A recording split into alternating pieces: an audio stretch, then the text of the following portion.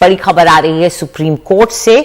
सांसदों और विधायकों के खिलाफ दर्ज आपराधिक केसों को वापस लेने के लिए सुप्रीम कोर्ट ने साफ कर दिया है कि उसके लिए पहले हाई कोर्ट से इजाजत लेनी होगी। उनका मानना है कि इन मामलों में जनप्रतिनिधि शक्ति का दुरुपयोग कर सकते हैं।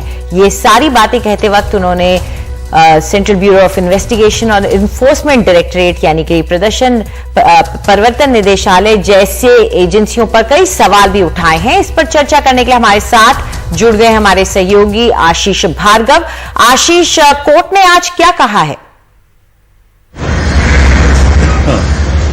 जी देखिए, कोर्ट ने ये एक स्पेशल बेंच है जिसमें चीफ जस्टिस एनवी रमन्ना है, जस्टिस डीवाई चंद्रचूड़ और जस्टिस सूर्यकांत। और ये जो सांसद और विधायक जो हैं उनके खिलाफ जो क्रिमिनल केस है, उनके जो क्रिमिनल केस को कैसे फास्ट ट्रैक किया जाए, इसको लेकर निगरानी कर रही है ये बेंच। और सीबीआई ईडी ने एक स्टेटस रिपोर्ट यहां दाखिल की थी।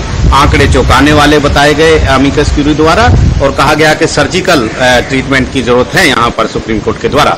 तो सुप्रीम कोर्ट ने खासी नाराजगी जाहिर की है सीबीआई और ईडी पर और कहा है कि इन लोगों ने 10 से 15 साल पुराने केसेस हैं, कई केस ऐसे हैं जिसमें चार्जशीट तक दाखिल नहीं की, ट्रायल पेंडिंग है, जांच आगे बढ़ नहीं रही है। तो ऐसे में कोई स्पष्टीकरण नहीं दिया गया है कि ये देरी क्यों हुई है। ईडी के लिए कहा है कि ईडी प्रॉपर्टी अटैच कर रही है लेकिन आगे कार्रवाई नहीं कर रही है। तो इनसे जवाब मांगा है और ये भी पूछा है, सॉलिसिटर जनरल को कहा है तुषार मेहता को कि आप ईडी और सीबीआई के डायरेक्टर से बात करें, मैन पावर कैसे बढ़ाई जाए ये भी देखें और फिर एक जवाब दाखिल करें कि इतनी देरी इन मामलों में क्यों हुई है।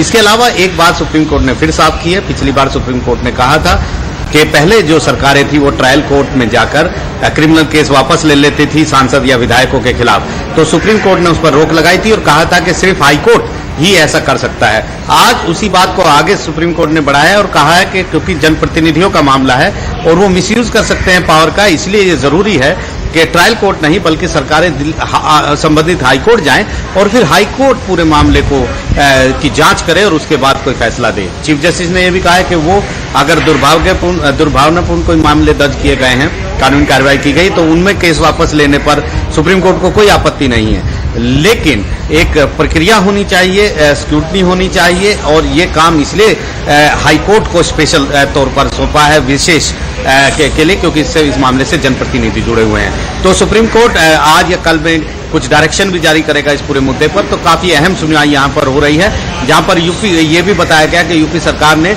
मुजफ्फरनगर में जो दंगे हुए थे 2013 में, उससे संबंधित 77 मामलों को वापस ले लिया है और उसमें किसी भी कारण नहीं बताया कि इन मामलों को वापस क्यों लिया गया है। जी शुक्रिया इस पूरी जानकारी के लिए। तो ये बड़ी खबर आई है सुप्रीम कोर्ट